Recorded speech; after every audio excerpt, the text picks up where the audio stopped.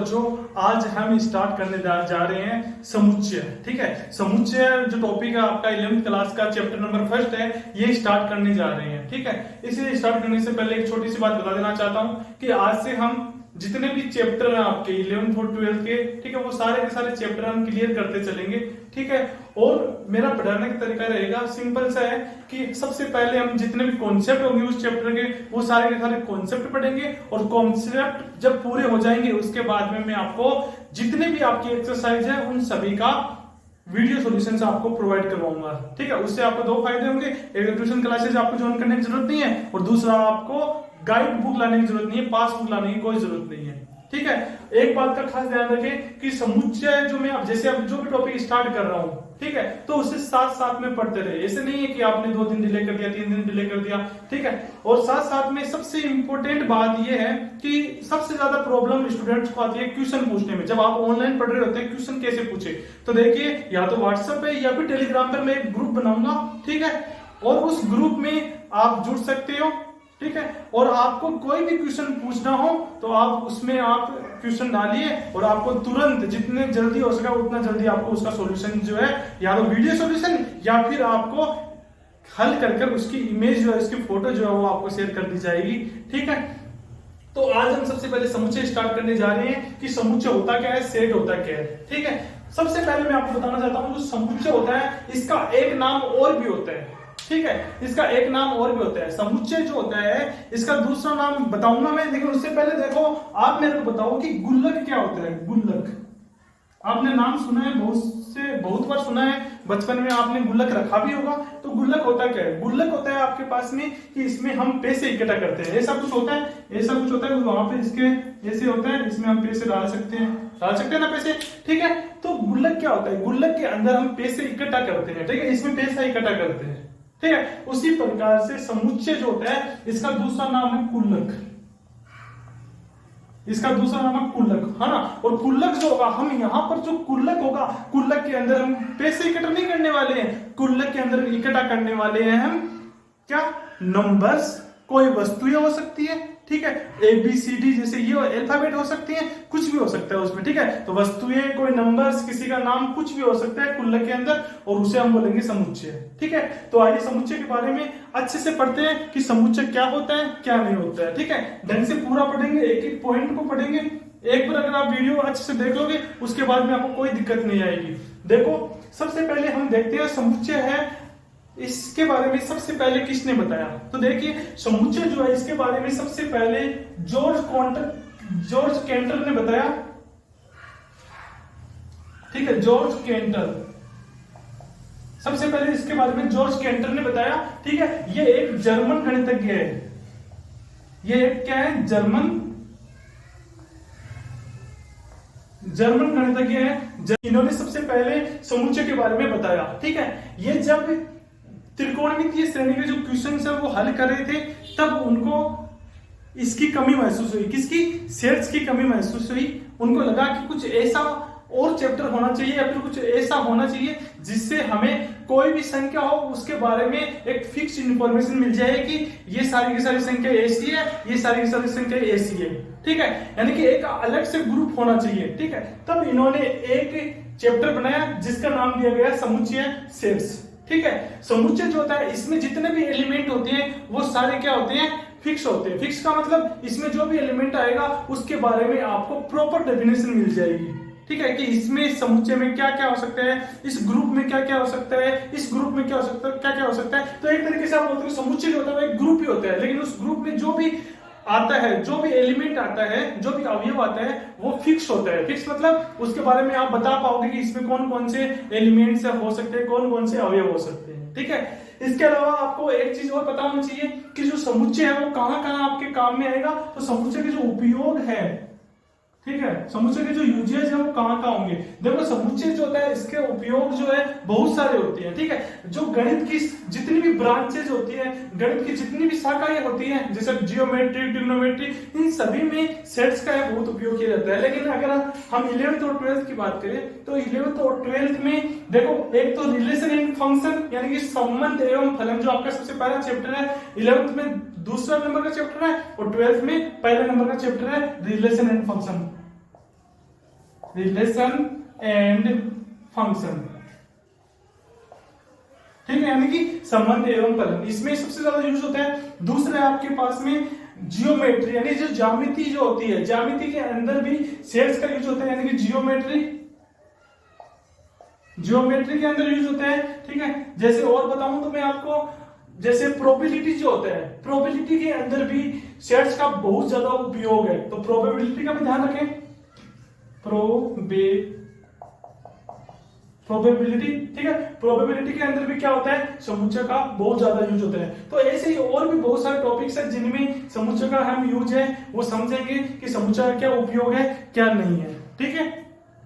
इतना समझ में आ गया होगा आपको। अब हम देखते हैं समुच्चय की परिभाषा कि समुच्चय वास्तव में है क्या, ठीक है। तो समुच्चय के बारे में हम देखेंगे। देखो क्या होता है समुच्चय, देखो समुच्चय जो होता है वो एक संग्रह होता है, ठीक है, किन्हीं भी संख्याओं का, किन्हीं भी वस्तुओं का, ठीक है। लेकिन वो संग्रह जो होगा वो एक सुपरिभाषित संग्रह होगा, इंग्लिश में बोले तो वेल डिफाइंड कलेक्शन होगा। इसका मतलब, सुपरिभाषित का मतलब कि हम इसके बारे में, जो भी संग्रह होगा उसके बारे में हम साफ साफ बता सके कि उसमें कौन कौन से एलिमेंट है, उसमें क्या क्या है, कौन सी संख्या है, या कौन से उसमें कोई वस्तु है तो कौन सी वस्तु है, उसके बारे में हम आराम से बता सके। तो समुच्चय होता क्या है, समुच्चय की डेफिनेशन में आपको लिख देता हूं। वस्तुओं या संख्याओं का सुपरिभाषित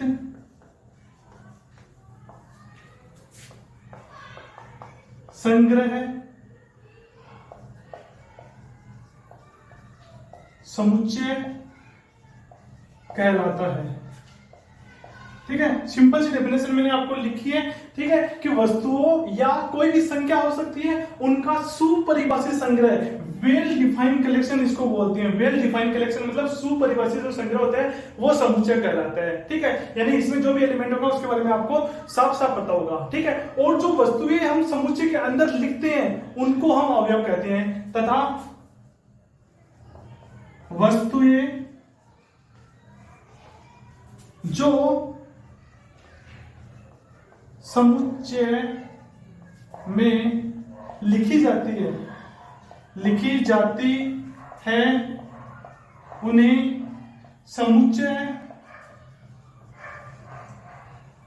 समुच्चय के अवयव कहते हैं,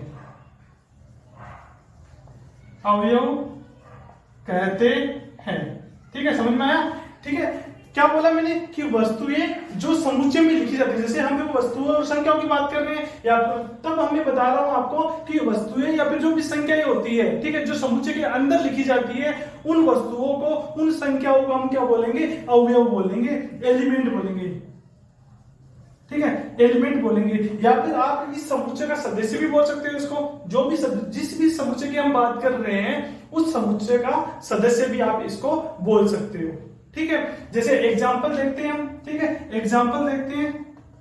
जैसे एग्जांपल में मैं बता सकता हूं, जैसे प्राकृत संख्याओं का समुच्चय, ठीक है, प्राकृत संख्याओं का समुच्चय, प्राकृतिक संख्याओं का समुच्चय। देखो आपको पता चल रहा है कि प्राकृत संख्याओं का समुच्चय, इसका मतलब क्या हुआ कि इसमें जितनी, इस समुच्चय में कौन सी संख्या है, प्राकृत संख्या है, ठीक है। जैसे अगर मैं लिखना चाहूं तो ऐसे लिख सकता हूं, जैसे आपके पास भी सेट ए हो गया, ए सेट में क्या क्या आएगा, आपके पास में प्राकृत संख्या आएगी। प्राकृत संख्या कहां से स्टार्ट होती है, 1 2 3, तो सारी की सारी संख्या इसमें आ जाएगी। तो ये सेट किसका बन गया, प्राकृत संख्या का समुच्चय बन गया, ठीक है। इसी प्रकार से आप बोल सकते हो और भी, जैसे मैं बोल सकता हूं कि भारत के सभी राज्यों का समुच्चय, ठीक है, भारत के जितने भी राज्य होते हैं उन सभी का समुच्चय आप बोल सकते हो, ठीक है। इसके अलावा आप बोल सकते हो कि आकाश में जितने भी तारे हैं उन तारों का समुच्चय बोल सकते हो, ठीक है। या फिर आप बोल सकते हो कि आपकी 11th क्लास में जितने भी विद्यार्थी हैं उन विद्यार्थियों का समुच्चय बोल सकते हो। तो ऐसे बहुत सारे एग्जाम्पल जो ना वो आपके इर्द गिर्द भी आपको मिल जाएंगे, तो ये आपको ध्यान में रखना है, ठीक है। जैसे मैं बोलूं 10 से छोटी प्राकृतिक संख्याओं का समुच्चय, ठीक है, तो 10 से छोटी प्राकृत संख्या है उनका समुच्चय। तो 10 से छोटी प्राकृत संख्या कौन कौन सी, जैसे इसको 20 से बोलूंगा। 10 से छोटी प्राकृत संख्या कौन सी होती है, जो 1 से शुरू होती है। और 10 से छोटी का मतलब क्या हुआ, इसमें 1 आएगा, 2 आएगा, 3 आएगा, 4 5 6 7 8 और 9, इतनी संख्या। 10 से छोटी की बात कर रहा, बराबर की बात नहीं कर रहा, इसका मतलब 9 से छोटी संख्या, 9 और 9 से छोटी संख्या आएगी, 10 इसमें इंक्लूड नहीं होगा। तो आपको ये ध्यान में रखना है। इसके अलावा देखो 2 बातें और वो आपको ध्यान में रखना है कि जो समुच्चय जो होता है ना, समुच्चय, ठीक है, उसको समुच्चय को डिनोट करने का तरीका क्या है। समुच्चय को हमेशा अंग्रेजी वर्णमाला के जो कैपिटल अक्षर होते हैं, बड़े अक्षर होते हैं, उनसे डिनोट करते हैं। तो ध्यान में रखना, आप लिख लेना इसी के साथ में मैं बोल रहा हूं क्या कि समुच्चय को अंग्रेजी वर्णमाला के बड़े अक्षरों से डिनोट किया जाता है। ठीक है, तो डिनोट किससे किया जाता है, डिनोट किया जाता है capital A, capital B, capital C, capital D, या capital X, capital Y, capital Z, इनसे क्या करेंगे हम, समुच्चय को डिनोट करेंगे। और जो समुच्चय के जो एलिमेंट्स होते हैं, ठीक है, समुच्चय के जो एलिमेंट होते हैं, ठीक है, समुच्चय के जो एलिमेंट होते हैं, उन एलिमेंट को डिनोट किससे किया जाता है, अंग्रेजी वर्णमाला के छोटे अक्षरों से, स्मॉल ए, स्मॉल बी, स्मॉल सी, ऐसे डिनोट किया जाता है। ठीक है, तो आपको ये ध्यान रखना है। यहां से मैंने आपको 2-3 बातें बता दी। एक तो परिभाषा बता दी कि वस्तुओं या कोई भी संख्या हो सकती है, उसका सुपरिभाषित संग्रह क्या कहलाता है, समुच्चय कहलाता है। ठीक है, समुच्चय को कैपिटल लेटर्स जो होते हैं, अंग्रेजी वर्णमाला के जो बड़े अक्षर होते हैं, उनसे डिनोट करते हैं। ठीक है, और जो वस्तुएं या फिर जो संख्या जो समुच्चय के अंदर लिखी जाती है, वो क्या कहलाते हैं, समुच्चय के अवयव कहलाते हैं, या फिर इसको इंग्लिश में एलिमेंट्स बोल सकते हैं, या फिर जिस भी समुच्चय की बात कर रहे हैं उस समुच्चय के सदस्य भी उसको बोला जा सकता है। ठीक है, इसी तरह में जो समुच्चय के जो अवयव होते हैं, उन अवयवों को अंग्रेजी वर्णमाला के जो स्मॉल लेटर होते हैं, छोटे अक्षर होते हैं, उन छोटे अक्षरों से इसको डिनोट किया जाता है। जैसे मैं बोलूं कि आपके पास में कोई एक सेट ए है, समुच्चय ए है, उसके अंदर एलिमेंट है आपके पास में स्मॉल ए, स्मॉल बी, स्मॉल सी, ये 3 एलिमेंट है। ठीक है, अब देखो इसके बारे में आपको बताना चाहता हूं। जैसे ये आपके पास में ए जो है वो समुच्चय ए का अवयव है, एलिमेंट है। ठीक है, तो ये इसका अवयव है, स्मॉल ए जो है वो कैपिटल ए का क्या है, अवयव है, समुच्चय ए का अवयव है, इसलिए इसको हम इस प्रकार से डिनोट कर सकते हैं कि ए जो है वो बिलोंग कर रहा है कैपिटल ए में। ठीक है, ये आपको ई से दिखाई दे रहा है ना, ये ई नहीं है, इसको बोलते हैं एप्सिलॉन। क्या बोलते हैं, एप्सिलॉन बोलते हैं। इसका मतलब होता है ए बिलोंग्स टू कैपिटल ए। ठीक है, स्मॉल ए जो है वो बिलोंग कर रहा है, बिलोंग्स टू कैपिटल ए, इसको हम ए से लिखते हैं, small A belongs to capital A. ठीक है, या फिर देखो इसको हम पढ़ते कैसे, इसको बोला कैसे जाता है ना, इसको बोला जाता है कि ए जो है वो समुच्चय ए का अवयव है, ए समुच्चय ए का अवयव है। ठीक है, और ऐसे भी हो सकता है, जैसे मान लो कि इसके अंदर मैं लेता हूं कि डी, ठीक है, डी अवयव है ए, क्या ये सही है क्या, ये सही नहीं है, क्योंकि डी इसमें आपको कहीं दिखाई दे रहा, नहीं दिखाई दे रहा, इसका मतलब डी जो है वो ए का अवयव नहीं है। तो इसको हम इस तरह से डिनोट करेंगे कि डी है वो बिलोंग नहीं कर रहा है किसमें, ए में। तो इसको हम पढ़ेंगे डी जो है, डी समुच्चय ए का अवयव नहीं है, अवयव नहीं है। ठीक है, ये आपको ध्यान में रखना है। ठीक है, ये 2 बातें आपको ध्यान में रह जाएगी। इसके अगर अवयव है, ठीक है, तब तो ये साइन लगाएंगे, अवयव नहीं है तब ये साइन लगाएंगे, ये आपको ध्यान में रखना है। ठीक है, अब देखो, अब कुछ आपके पास में इंपॉर्टेंट सेट्स हैं जिसके बारे में आपको पता होना चाहिए। ठीक है, कुछ सम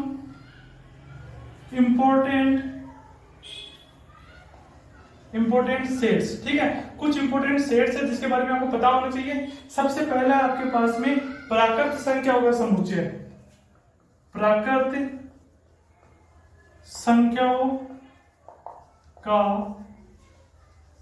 समुच्चय। मैं आपको पूरा प्रॉपर तरीके से लिखवा रहा हूं, तो आप इसके नोट्स बना सकते हो। प्राकृत संख्या का जो समुच्चय होता है, इसको हम कैपिटल एन से डिनोट करते हैं, क्योंकि प्राकृत संख्या को हम इंग्लिश में क्या होते हैं, नेचुरल नंबर। ठीक है, तो the set of natural numbers क्या हो जाएगा, कैपिटल एन हो जाएगा। और इसके अंदर जो एलिमेंट आएंगे वो कौन से आएंगे, 1 2 3 ऐसे आगे तक चलते जाएंगे। ठीक है, उसके बाद दूसरा है पूर्ण संख्या का समुच्चय, पूर्ण संख्याओं का समुच्चय, ठीक है। पूर्ण संख्या होती है वोल नंबर, ठीक है। तो सेट ऑफ वोल नंबर्स जो होता है उसको हम कैपिटल W से डिनोट करते हैं। और इसमें कौन कौन से एलिमेंट आएगा, तो वोल नंबर पूर्ण संख्या, तो वो कहां से स्टार्ट होती है, शून्य से स्टार्ट होती है। तो 0 1 2 3 ऐसे चलती जाएगी आगे, ठीक है।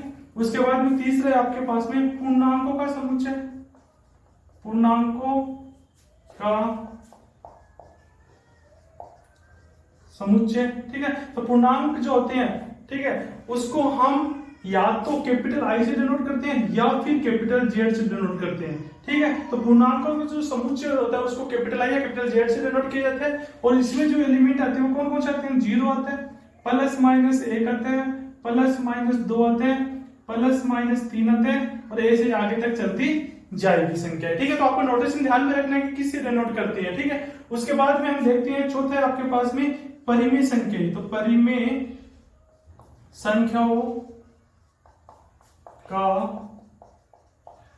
समुच्चय, तो परिमेय संख्या जो होती है उसको कैपिटल क्यू से डिनोट करती है, ठीक है। अब देखो इसको कैसे लिखेंगे हम, इसको इसके बारे में डायरेक्ट तो बता नहीं सकते, क्योंकि जितनी भी संख्या होती है आज तक आपने जो भी पढ़ी है, यानी काल्पनिक संख्या वो छोड़कर जितनी भी संख्या होगी वो सारी सारी क्या होगी, परिमेय संख्या होगी। सॉरी, जो भी अपरिमेय संख्या उनको छोड़कर जितनी भी संख्या होगी वो क्या होगी, परिमेय संख्या होगी, ठीक है। तो परिमेय संख्या जो होती है ना वो बहुत सारी होती है, इसलिए इसकी डेफिनेशन जो होती है वो हम सेट बिल्डर फॉर्म में लिखेंगे, यानी समुच्चय निर्माण रूप में लिखेंगे। अब ये क्या होता है वो मैं आगे बढ़ाने वाला हूं, ठीक है, उसको ध्यान से समझना। तो इसको मैं कैसे लिख सकता हूं कि P/Q के रूप में होगी, ठीक है, जहां P और जो Q है वो क्या होगी, इंटीजर होगी, और Q का मान कभी भी 0 नहीं होना चाहिए। यह हो गई किसकी डेफिनेशन, परिमेय संख्या की, यानी सेट ऑफ रेशनल नंबर्स, ठीक है, ये ध्यान रखना। इसके बाद में देखो और भी है आपके पास में,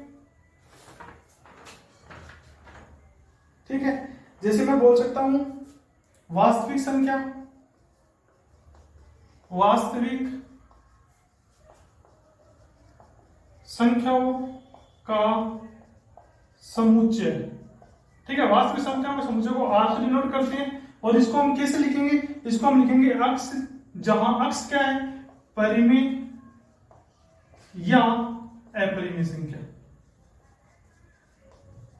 अपरिमेय संख्या, ठीक है। अपरिमेय संख्या क्यों, क्योंकि वास्तविक संख्या दो प्रकार की होती है, परिमेय संख्या, अपरिमेय संख्या, तो मैंने दोनों लिख दिए यहाँ पे, ये आपको ध्यान में रखना है। इसके अलावा बात करते हैं हम सम्मिश्र संख्या की, सम्मिश्र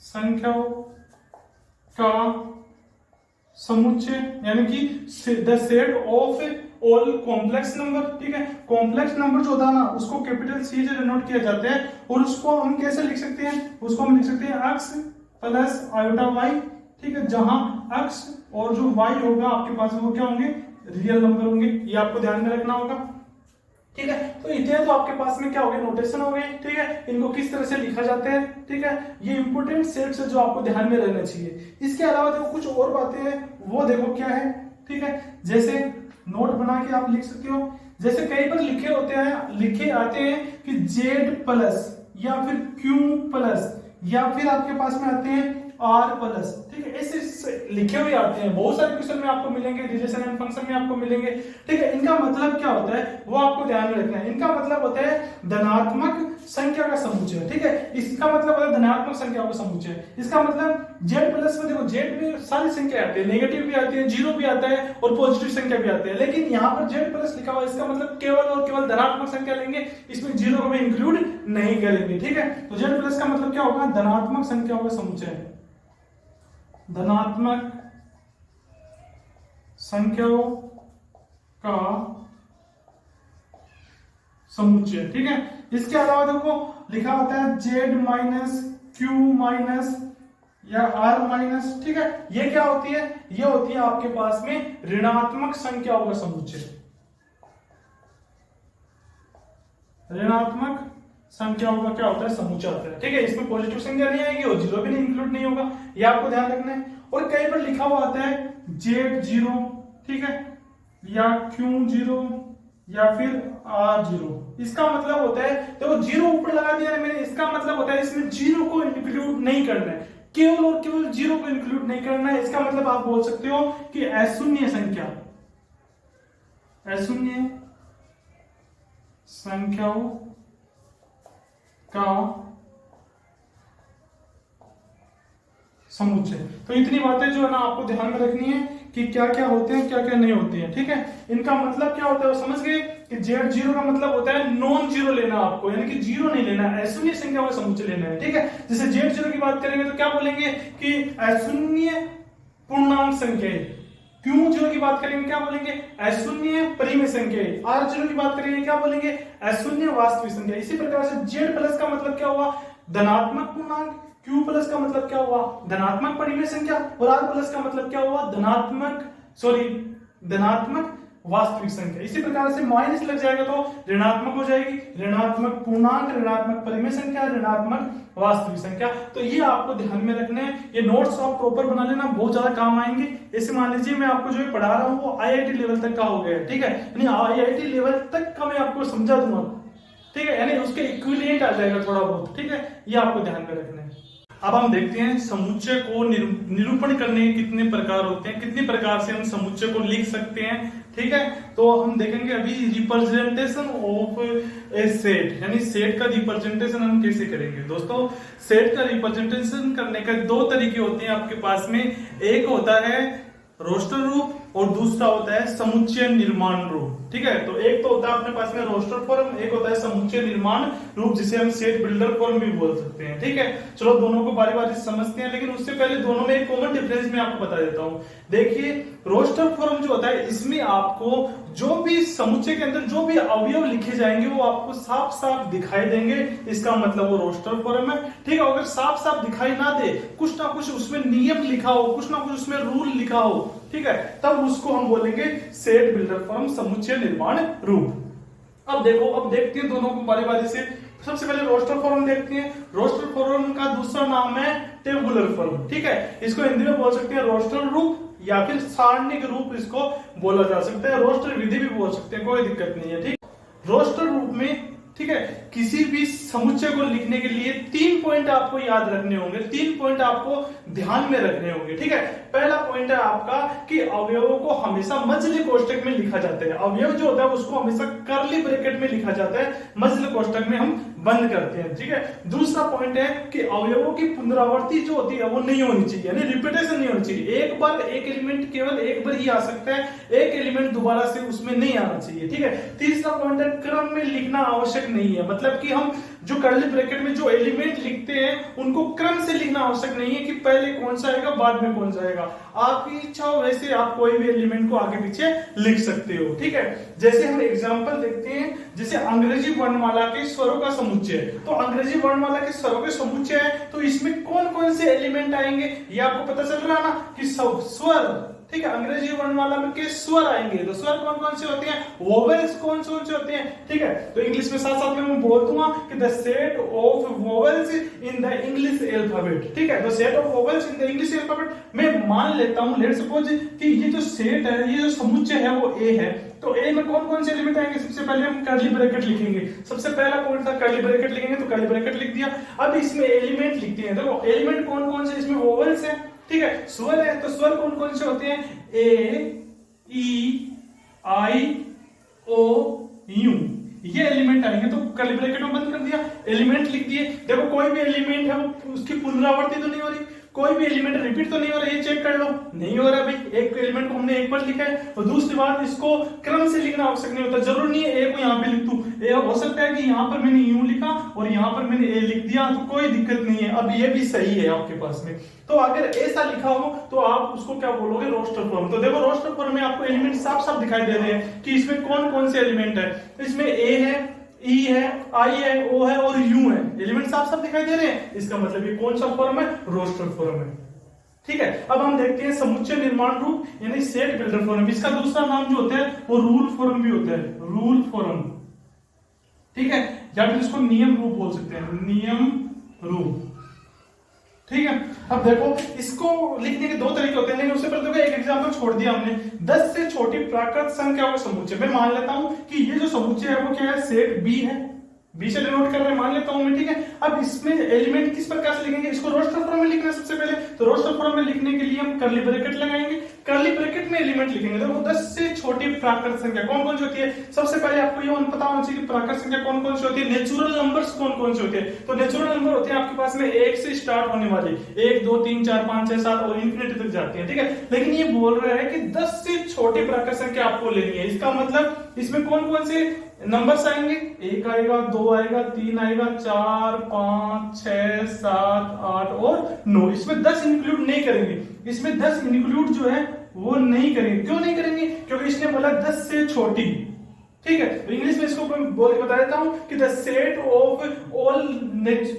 of natural numbers less than 10, the set of natural numbers less than 10। तो ये आ गया आपके पास में। अब आप देखते हैं कि सेट बिल्डर फॉर्म समुच्चय निर्माण रूप क्या होता है, रूल फॉर्म क्या होता है। देखो इसमें केवल 2 पॉइंट है, 2 पॉइंट को आपको ध्यान में रखना होगा सेट बिल्डर फॉर्म में किसी भी समुच्चय को लिखने के लिए। देखो पहला पॉइंट तो दोनों में कॉमन है कि इसमें भी हम एलिमेंट को लिखने के लिए, अवयव को लिखने के लिए किसका यूज करेंगे, मध्यले कोष्ठक यानी कर्ली ब्रैकेट का यूज करेंगे, ठीक है। पहला पॉइंट तो कॉमन हो गया। दूसरा पॉइंट क्या है इसमें कि इसमें हम एलिमेंट को डायरेक्ट नहीं लिखेंगे, एलिमेंट के लिए एक सिंबल यूज करेंगे जिसे हम अक्ष लिख रहे हैं, ठीक है। तो एलिमेंट के लिए हम अक्ष सिंबल यूज करेंगे और फिर आगे अक्ष क्या है वो बताएंगे, ठीक है। अक्ष जो भी होगा उसके बारे में आगे हम प्रॉपर्टी लिख देंगे, ठीक है, उसके बारे में प्रॉपर्टी लिख देंगे। तो देख लो मध्यले कोष्ठक में अवयवों के लिए अक्ष संकेत लिखकर उनका गुणधर्म पी ऑफ अक्ष, ठीक है, का उल्लेख करते हैं कि पीओ जो आपके पास में अक्ष है वो है क्या, ठीक है। तो उसको लिखने के तो 2 तरीके हैं, ए इज इक्वल टू अक्ष और ये आपके पास में आ जाएगा स्लैश यानी डंडी आ जाएगी, ठीक है, और पीओ पक्ष आ जाएगा फिर, ओके।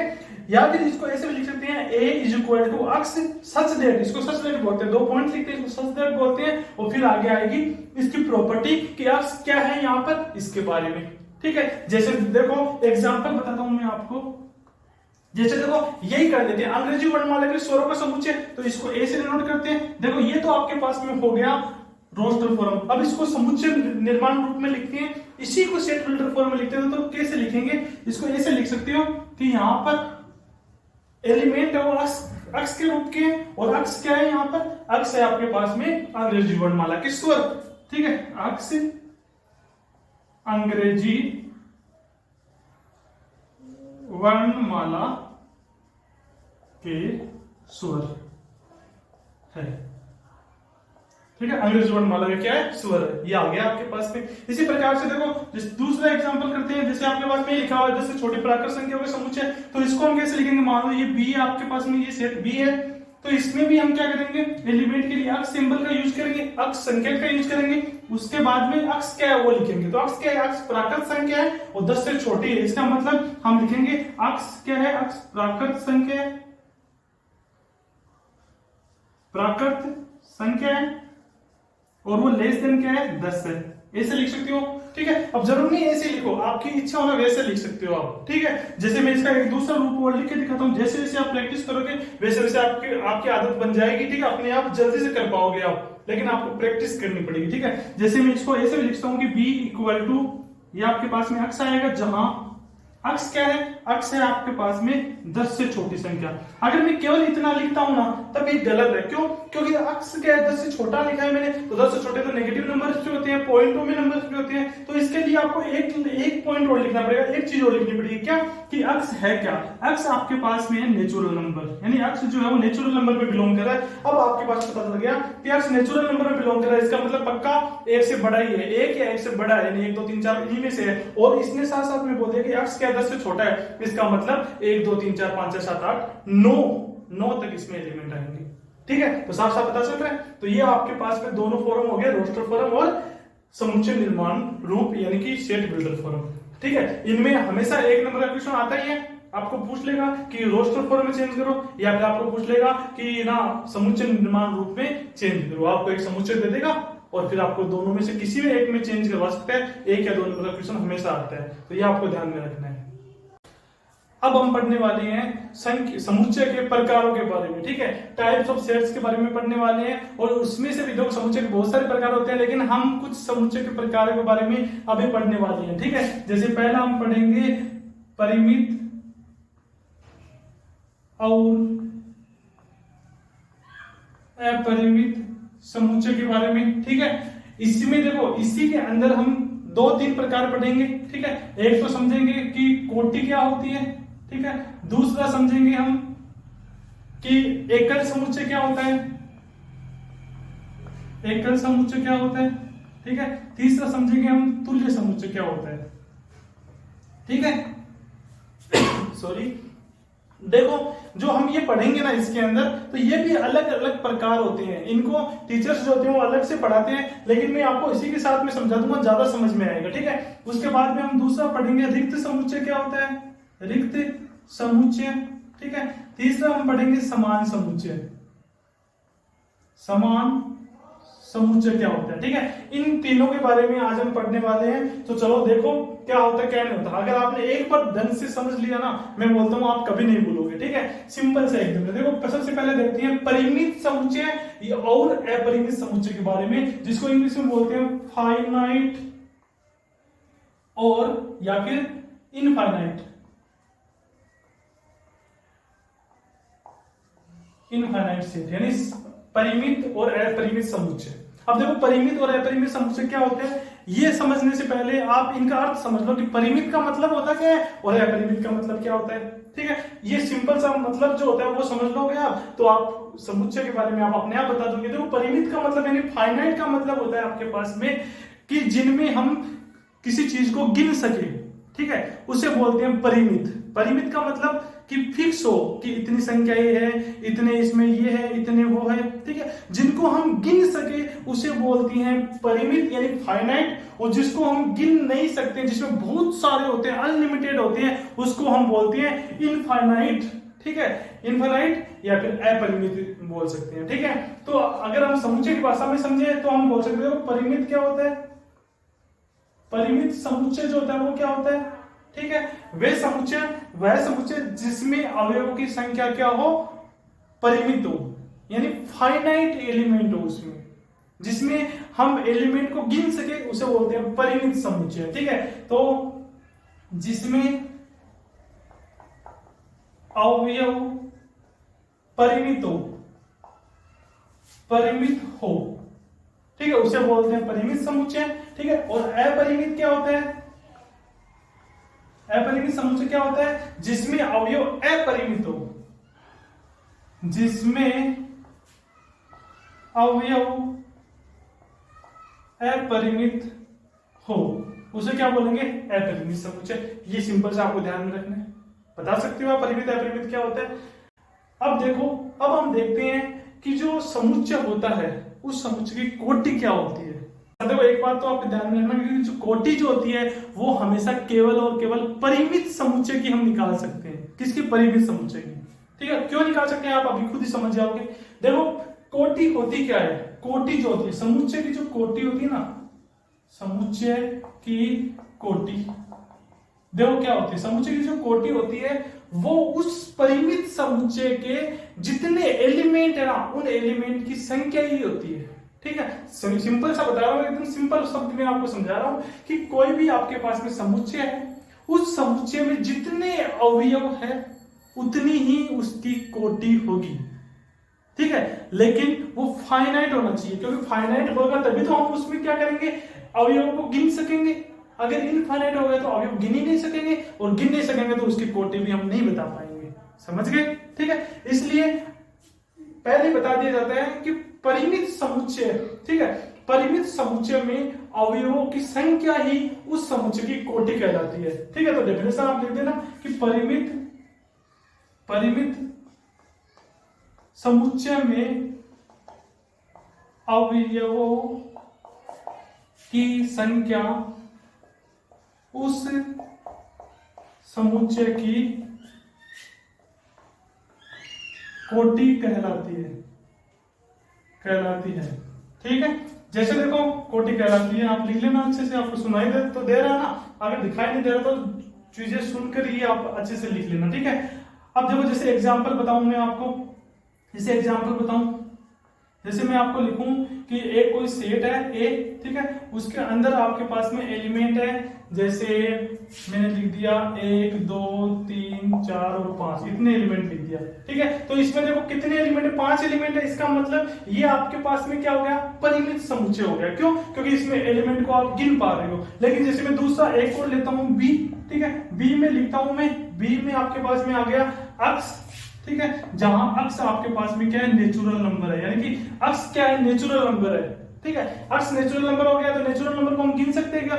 बहुत सारे होते हैं, 1 2 3 4 5 6, कहां तक गिनोगे भाई, ठीक है। तो इसमें क्या होगा, अपरिमित संख्याएं होती है। मैं केवल नेचुरल नंबर की बात कर रहा हूं, तो नेचुरल नंबर में अपरिमित संख्याएं होती है, इसलिए हम इसकी ना तो कोटि बता सकते हैं, और ये आपके पास में अपरिमित क्या हो गया, समुच्चय हो गया। ये आपको ध्यान में रखना है, ठीक है। अब देखो जैसे ये है आपके पास में, तो इसकी अगर मैं कोटि पूछूं, समुच्चय ए की कोटि अगर मैं आपको पूछूं तो वो कितनी होगी, वो होगी आपके पास में 5। कितनी होगी, 5 होगी। तो समुच्चय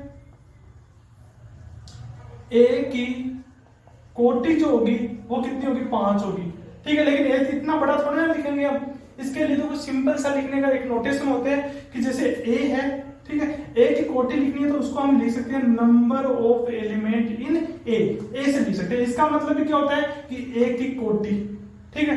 तो इसमें एलिमेंट कितने हैं, 5 है, तो ये आ गया 5। तो इसको हम इस तरह से लिख सकते हैं। इसका मतलब यही है कि समुच्चय ए की कोटि कितनी है, 5 है, ठीक है। और इसको एक तरीका और भी लिखने का, जैसे कोटि जो होता है ना, कोटि, इसको इंग्लिश में बोलते हैं ऑर्डर, ठीक है, order of set A, order of set है। तो इसको हम ऐसे भी लिख सकते हैं कि ए का जो ऑर्डर होगा इसको इस तरह से डिनोट किया जा सकता है, और इस यहां पर ए का ऑर्डर कितना आएगा आपके पास में, 5 आएगा। तो यह आ गया आपके पास में समुच्चय ए की कोटि आ गई, समझ गए, ठीक है। ये आपको ध्यान में रखना है। अब देखो कुछ पॉइंट्स है, वो पॉइंट्स आप समझ लीजिए। जैसे पहला पॉइंट है आपके पास में, कोई भी समुच्चय जो होगा उस समुच्चय में जो अवयवों की संख्या है वो कितनी हो सकती है, दिमाग लगाओ आप, ठीक है। ये क्वेश्चन जो है ना वो एनआईटी में, आईआईटी में, उनमें आया भी हुआ है, ठीक है, पर बहुत पहले आया हुआ है, ठीक है। तो आपको ध्यान में रखना है। देखो यहां से हम बता सकते हैं कि जो समुच्चय जो होता है, समुच्चय में अवयव कितने हो सकते हैं, उसका मतलब इसकी कोटि जो है ना वो कितनी हो सकती है। तो ध्यान रखना, समुच्चय में अवयव या तो 0 होंगे या 0 से ज्यादा होंगे, कभी भी नेगेटिव नहीं होंगे, समझ गए, और ना ही कभी पॉइंटों में होंगे, क्योंकि एलिमेंट या तो एक हो सकता है या फिर नहीं हो सकता है। ऐसा तो नहीं हो सकता कि आधा एलिमेंट है उसमें, आधा नहीं हो सकता है। इसका मतलब जो समुच्चय जो होता है उसमें जो अवयव होते हैं, ठीक है, या फिर उसकी कोटि जो होती है वो कोटि हमेशा या तो क्या होती है, 0 या 0 से ज्यादा होती है। इसका मतलब जो समुच्चय की जो कोटि है वो आपके पास में, यानी समुच्चय ए के लिए, समुच्चय ए के लिए आप क्या बोल सकते हो कि जो नंबर ऑफ एलिमेंट ए जो होगा ना वो हमेशा या तो 0 होगा या 0 से ज्यादा होगा, ठीक है। या फिर हम इसको ऐसे भी बोल सकते हैं, ठीक है, क्या बोल सकते हैं कि नंबर ऑफ एलिमेंट ए जो होगा ना वो किस में बिलोंग करेगा, वो बिलोंग करेगा डब्ल्यू में। किस में बिलोंग करेगा, डब्ल्यू में बिलोंग करेगा। क्यों? क्योंकि डब्ल्यू जो होता है वो क्या होती है, पूर्ण संख्या होती है। पूर्ण संख्या मतलब जो 0 से शुरू होती है, 0 1 2 3 4 5 6 7 ये होती है। और इसका मतलब ही तो यही हो गया, 0 और 0 से बड़ी है, इसका मतलब 0 है, 1 है, 2 है, 3 है, इसका मतलब यही है। तो इसको हम ऐसे लिख सकते हैं कि नंबर ऑफ एलिमेंट ए जो है वो ग्रेटर देन इक्वल टू 0 होता है, या फिर इसको बोल सकते हैं नंबर ऑफ एलिमेंट ए जो है उस वो किस में बिलोंग करेगा, डब्ल्यू में बिलोंग करेगा। तो ये ध्यान रखना आप, ठीक है। फिर दूसरा पॉइंट है आपके पास में, दूसरा पॉइंट है कि अगर समुच्चय ए जो है ना, समुच्चय ए जो है उसमें अगर एक ही एलिमेंट है, ठीक है, यदि समुच्चय ए के लिए नंबर ऑफ एलिमेंट, ठीक है, इन ए बराबर आपके पास में 1 है, ठीक है, तो ए एकल समुच्चय कहलाता है। एकल समुच्चय यानी सिंगलटन सेट बोलते हैं इसको, क्या बोलते हैं, सिंगलटन सेट कहलाता है, सिंगलटन सेट कहलाता है। तो ये आपको ध्यान रखनी है कि सिंगलटन सेट क्या होता है, ठीक है। और इसी के साथ में देखो तीसरा पॉइंट भी समझ लीजिए आप। तीसरा पॉइंट क्या है, जैसे आपके पास में 2 सेट है, एक सेट ए है और एक सेट बी है, ठीक है। और इन दोनों सेट के लिए आपको ये दिया गया है कि यदि नंबर ऑफ एलिमेंट इन ए बराबर है नंबर ऑफ एलिमेंट बी, ठीक है, यानी कि ए और बी दो सेट है, उन दोनों समुच्चय के, उन दोनों सेट के नंबर ऑफ एलिमेंट जो है वो सेम है, यानी कि ऑर्डर उनका सेम है, उनकी दोनों की कोटि सेम है। अगर कोटि सेम है तो ए और बी जो है वो तुल्य समुच्चय कहलाते हैं। क्या कहलाते हैं? ए व बी तुल्य समुच्चय कहलाते हैं। ये आपको ध्यान में रखना है, रख सकते हो ध्यान में। तो सिंपल सा एकदम से इतना सा आपको ध्यान रखना है, इसका स्क्रीनशॉट ले लीजिए और आपको इसको अच्छे से नोट्स बनाना है ताकि आपके आगे भी काम आ सके। अब हम देखते हैं रिक्त समुच्चय क्या होता है। रिक्त समुच्चय के बारे में हम पढ़ेंगे। रिक्त समुच्चय, तो रिक्त समुच्चय जो होता है उसको और क्या क्या बोल सकते हैं? उसको बोल सकते हैं नल सेट, नल सेट बोल सकते हैं, या उसको बोल सकते हैं वॉइड सेट, ठीक है, या फिर इसको बोल सकते हैं इम्पटी सेट, ठीक है। ये सारे के सारे एक ही नाम है, ठीक है। इन सभी का मतलब क्या है? रिक्त समुच्चय, ठीक है। रिक्त समुच्चय का मतलब क्या है? रिक्त समुच्चय का मतलब यही होता है अगर कोई समुच्चय है आपके पास में और उस समुच्चय में एक भी अवयव नहीं है, यानी कि अवयवों की संख्या 0 है, यानी कि उस समुच्चय की कोटि आपके पास में 0 है, तब हम क्या बोलेंगे? उसे रिक्त समुच्चय बोलेंगे, ठीक है। तो हम बोल सकते हैं यदि number of element in A is equal to 0 है, ठीक है, तो ए रिक्त समुच्चय कहलाता है। रिक्त समुच्चय कहलाता है। तो रिक्त समुच्चय कहलाता है। जैसे एग्जांपल मैं आपको बताऊं, जैसे मैं आपको बोलूं कि जैसे आपके पास में कोई ए सेट है और वो ए सेट क्या है? अक्ष है, जहां अक्ष क्या है आपके पास में? अक्ष है आपके पास में 1 से बड़ा और 2 से छोटा, और साथ में अक्ष जो है वो क्या है? नेचुरल नंबर है। अब देखो इसमें कौन कौन से एलिमेंट होंगे, सोच के बताओ इसमें क्या एलिमेंट होगा, इसमें कितने एलिमेंट होंगे। देखो मैं क्या लिखा? अक्ष जो है, अक्ष जहां 1 से तो बड़ा है और 2 से छोटा है, अक्ष है वो 1 से तो बड़ा है और 2 से छोटा है, तो 1 से बड़ा और 2 से छोटा, इसमें बहुत सारी संख्या आएगी, बहुत सारी संख्या आएगी ना। लेकिन मैंने साथ में दे दिया अक्ष जो है वो नेचुरल नंबर में बिलोंग कर रहा है। तो आप मेरे को एक बात बताइए, 1 और 2 के बीच में कोई नेचुरल नंबर होता है क्या? नहीं होता है, नहीं होता है। तो फिर इसमें एलिमेंट कितने आएंगे? 0 एलिमेंट, एक भी एलिमेंट नहीं आएगा। इसको हम बोलते हैं रिक्त समुच्चय। तो रिक्त समुच्चय को या तो ए से डिनोट कर सकते हैं या फिर हम इसको ए से डिनोट करते हैं। इसको बोलते हैं फाइल। क्या बोलते हैं? फाइल। इसको बोलते हैं फाइल। तो रिक्त समुच्चय को या तो फाइल से डिनोट किया जाता है या फिर इस तरह से इसको डिनोट किया जाता है। तो ये आपको ध्यान में रखना है, ठीक है। तो ये आपके पास में क्या आ गया? रिक्त समुच्चय आ गया। अब हम देखते हैं तीसरा, समान समुच्चय।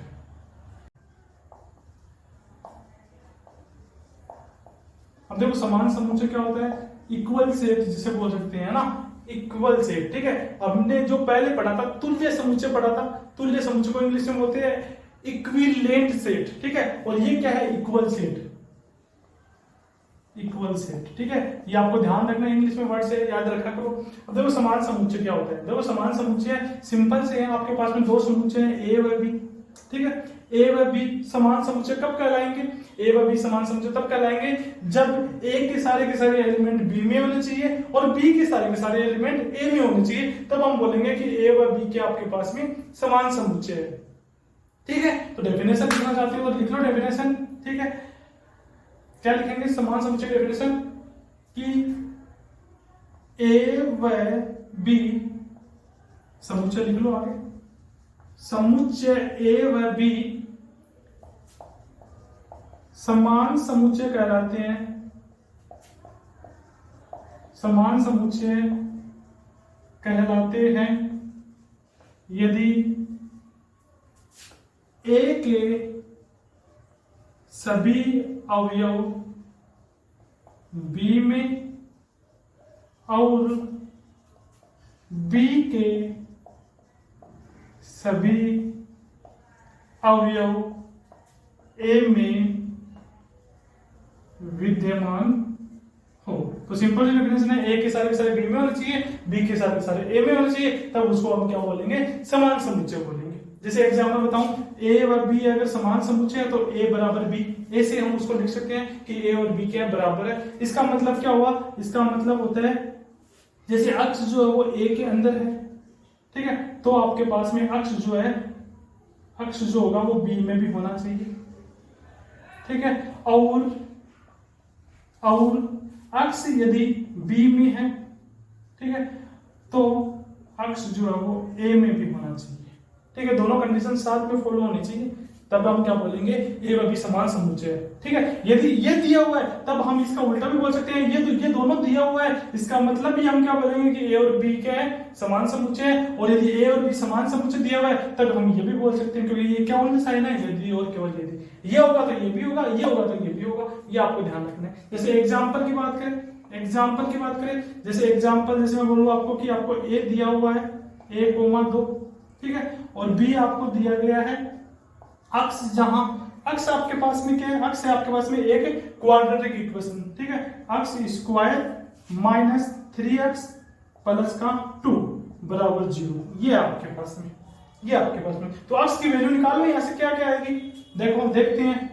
b इज इक्वल टू, यहां से मान निकालना आता है आपको दिया हुआ x स्क्वायर माइनस का 3x प्लस का 2 बराबर 0, इसके टुकड़े क्या क्या होंगे, एक तो 2 हो जाएगा और एक 1 हो जाएगा, इसका मतलब आ गया x स्क्वायर माइनस का 2x माइनस का x प्लस का 2 बराबर 0। यहाँ से x कॉमन आएगा तो x माइनस 2 बन जाएगा, यहाँ से माइनस 1 कॉमन आएगा तो x माइनस का 2 बन जाएगा बराबर 0। तो यहाँ से एक तो x माइनस 2 आ गया, एक आ गया आपके पास में x माइनस 1 बराबर 0, तो x का मान कितना आ गया, एक तो आ गया 1, एक आ गया 2। इसका मतलब ये तो आपका कौन सा रूप हो गया, ये तो हो गया आपका समुच्चय निर्माण रूप, और इसको मैं रोस्टर रूप में चेंज करूंगा तो क्या बन जाएगा 1,2। अब देखो इसमें और इसमें एलिमेंट सेम आ रहे हैं, अलग अलग आ रहे हैं, सेम आ रहे हैं, इसका मतलब हम बोल सकते हैं ए व बी है वो दोनों के दोनों क्या है, समान समुच्चय है, ठीक है। इस तरह से आप एग्जाम्पल बहुत सारे ले सकते हो, ठीक है, बहुत सारे एग्जाम्पल है वो भरे पड़े हैं, आराम से ले सकते हो। तो मैं आशा करता हूँ आपको ये सब कुछ समझ में आया होगा, ठीक है। परिमित समुच्चय क्या होता है, अपरिमित क्या होता है, एकल समुच्चय क्या होता है, तुल्य समुच्चय क्या होता है, उसके बाद में रिक्त समुच्चय क्या होता है, और समान समुच्चय क्या होता है, ठीक है। तो अगले वीडियो में मिलते हैं, अगले वीडियो में मैं आपको इससे आगे के जितने और समुच्चय बच गए हैं उनके बारे में पढ़ेंगे, उप समुच्चय, अधिक समुच्चय, ठीक है। इसके अलावा और भी समुच्चय है, सार्वत्रिक समुच्चय है, संयुक्त समुच्चय है, उन सभी के बारे में हम आगे पढ़ेंगे। धन्यवाद।